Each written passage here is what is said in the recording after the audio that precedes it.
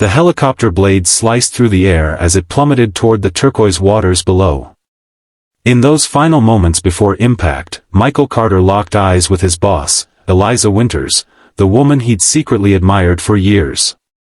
Neither spoke as the ocean rushed up to meet them, but in that silent exchange was a question that would haunt them both in the days to come. If rescue never arrived, could they build a life together on this forgotten stretch of paradise? If you're enjoying this story of survival, connection, and unexpected love, please hit that like button and subscribe for more emotional journeys that explore the depths of human relationships. Michael's lungs burned as he dragged himself onto the shore, coughing up seawater. The helicopter crash replayed in his mind, the sudden storm, the engine failure, the terrifying descent. He'd managed to grab the emergency kit before they hit the water, but everything else was gone. "Eliza," he called out, scanning the beach frantically. His heart pounded against his ribs when he spotted her figure lying motionless several yards away. He crawled to her side, relief washing over him when he saw her chest rising and falling. Her tailored business suit was torn and soaked, her usually perfect blonde hair tangled with sand and seaweed. Even now, she looked commanding, the CEO who had intimidated him since his first day at Winters Financial Group. "Michael?" Her eyes fluttered open, confusion giving way to recognition. "What happened?" "The helicopter went down. We made it to shore, but..." He gestured to the empty beach stretching in both directions, the dense jungle behind them, and the endless ocean ahead. "I think we're alone." Eliza struggled to sit up, wincing as she touched a gash on her forehead. "The pilot?" Michael shook his head. "I couldn't find him." The reality of their situation settled between them like a physical weight. Michael thought of his 8-year-old daughter, Emma, staying with his sister while he attended this business retreat. The thought of her waiting for a father who might never return made his chest constrict. "They'll look for us," Eliza said with the same confidence she used in board meetings. "The company will send search parties when we don't arrive." Michael nodded, but doubt gnawed at him. The storm had blown them far off course.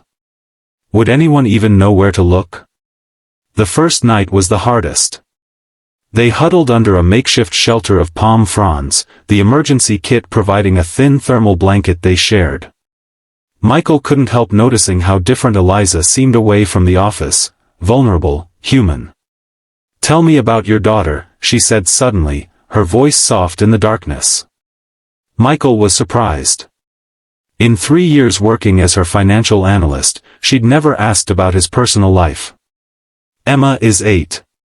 Smart as a whip and twice as sharp," he said, unable to keep the pride from his voice. "She wants to be a marine biologist.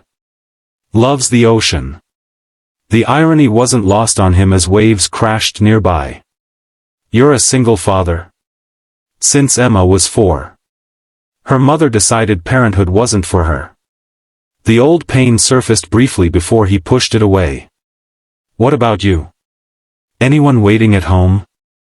Eliza was quiet for so long that Michael thought she'd fallen asleep. "No," she finally answered. "Just a cat who probably won't notice I'm gone as long as the automatic feeder works." There was something in her tone, a loneliness that resonated with his own. For the first time, Michael saw beyond the intimidating CEO to the woman beneath. Days passed with no sign of rescue. They established a routine, Michael fishing and gathering fruits while Eliza maintained their camp and kept a signal fire burning. They learned to work together, their corporate hierarchy dissolving in the face of survival. One evening, as they sat beside the fire eating roasted fish, Eliza asked, "Do you think they're still looking?" Michael hesitated. "It had been 2 weeks. I have to believe they are. Emma needs me." "You're a good father," Eliza said, staring into the flames. "I've always admired that about you." "You've noticed?" She smiled faintly. "I notice everything about my employees, Michael. Especially the ones who put family first despite the demands of their job. I thought you disapproved. The times I had to leave early for school events. I envied you, she interrupted. Having something, someone, more important than quarterly reports and shareholder meetings. The firelight softened her features, and Michael saw a different Eliza emerging, one who had sacrificed personal connections for professional success and was only now questioning that choice. A month into their isolation, disaster struck. A tropical storm ravaged their camp, destroying their shelter and washing away much of their carefully collected supplies. Huddled in a cave as rain lashed the island, Eliza developed a fever from a cut that had become infected. Michael tended to her through the night, bathing her forehead with rainwater, terrified of losing the woman who had become not just his survival partner but his friend. "Emma," Eliza murmured deliriously. "Tell Emma I'm sorry." "You can tell her yourself when we get home," Michael insisted, though fear gripped him. "No." She clutched his hand with surprising strength. "If I don't make it." "You will," he interrupted fiercely.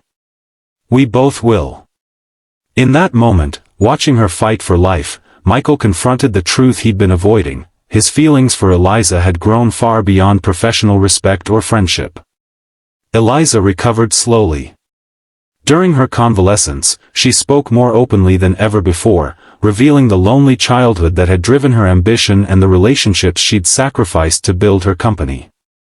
"I used to think success meant having the corner office, making the Forbes list," she confessed one afternoon as they sat watching the horizon. "Now I'd trade it all for a chance to see my family again. To start over." "It's not too late," Michael said. "When we get back." "If we get back," she corrected gently. The possibility that rescue might never come hung between them, unspoken until now. "Michael," Eliza said, her voice steady despite the vulnerability in her eyes. "If no one comes, will you stay with me? Not as my employee, but as..." She trailed off, unable to find the right words. The question stunned him. In their old lives, such a relationship would have been impossible, the CEO and her subordinate, worlds apart in status and wealth. But here, stripped of those artificial barriers, they had found something genuine. "Yes," he answered simply. "But I need you to understand, Emma will always come first." Eliza smiled, a real smile that transformed her face. "I wouldn't have it any other way." 3 months turned into 6. They built a more permanent shelter, learned the rhythms of the island, and grew closer each day. Michael taught Eliza to fish, she showed him how to weave palm fronds into useful items. At night, they shared stories of their lives before, creating a bridge between their past and present.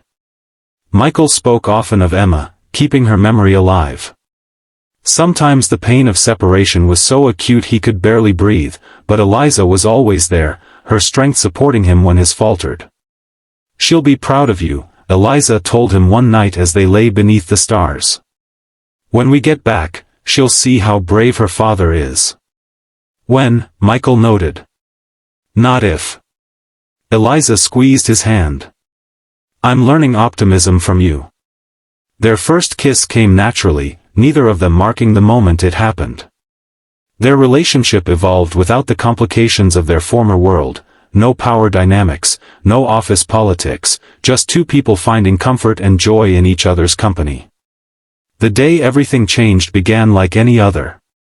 Michael was checking their fish traps when he heard Eliza shouting from the beach.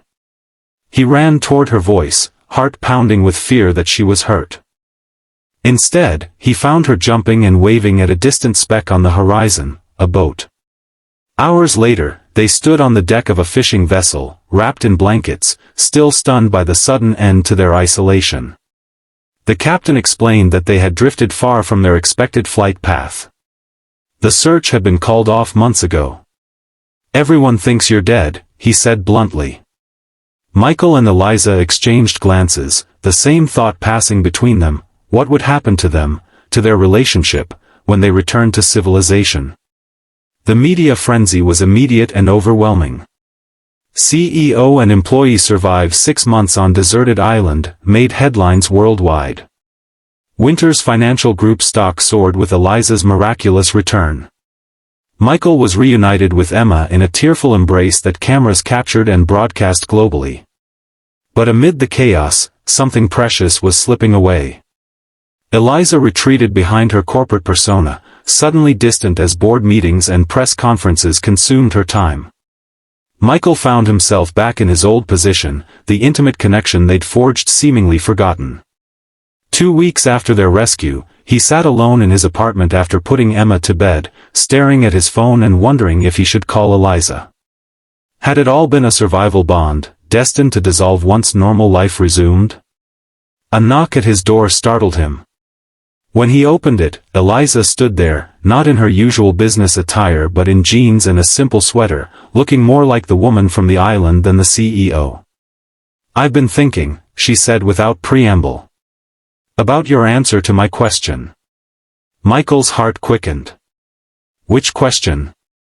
"If no one comes, will you stay with me?" She took a deep breath. "Someone did come. We're back. But I still want you to stay with me, Michael. You and Emma." Before he could respond, Emma appeared in the hallway, rubbing sleep from her eyes. "Dad? Who's that?" Michael smiled, looking between his daughter and the woman he'd fallen in love with on a deserted island. "Emma, this is Eliza. She's very special to me, and I'd like you to get to know her." Emma studied Eliza with curious eyes. "Are you the lady from the island? Dad told me you helped each other survive." Eliza knelt to Emma's level. "We did. And now I'm hoping we can all help each other navigate this new adventure. Would that be okay with you?" Emma considered this seriously before nodding. "Dad needs someone to make him laugh. He doesn't do it enough."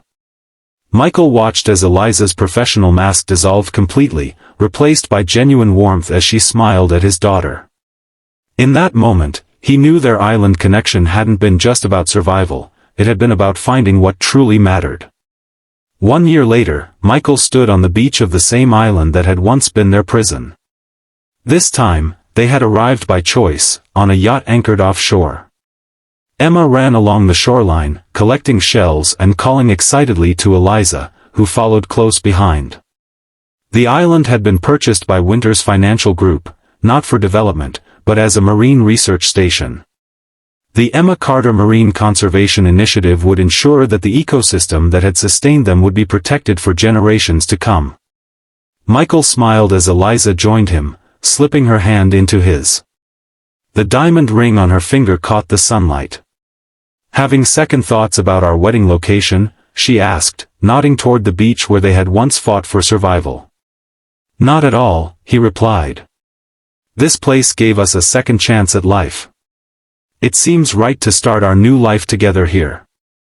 Eliza leaned against him, watching Emma splash in the shallows. "You know, sometimes I think about what would have happened if rescue had never come. We would have been okay," Michael said with certainty. "We would have made a life here." "Yes," she agreed. "But I'm glad we get to make our life out there instead, with Emma, with the foundation, with all the possibilities ahead of us." As the sun began to set, painting the sky in brilliant oranges and pinks, Michael reflected on the strange journey that had brought them here. A helicopter crash that should have ended their lives had instead given them a new beginning. They had lost everything only to gain what mattered most. Emma ran up to them, breathless with excitement. "Dad! Eliza! I found the perfect spot for the ceremony." Taking his daughter's hand in one of his and his fiancée's in the other, Michael followed Emma down the beach. The island had once asked them a question: "If no one comes, will you stay with me?" Their answer, it turned out, remained the same whether stranded or rescued: yes. Always yes. If this story of finding love and family in the most unexpected circumstances touched your heart, please like this video and subscribe to our channel for more emotional journeys that remind us what truly matters in life. Sometimes we need to lose everything to discover what we really need.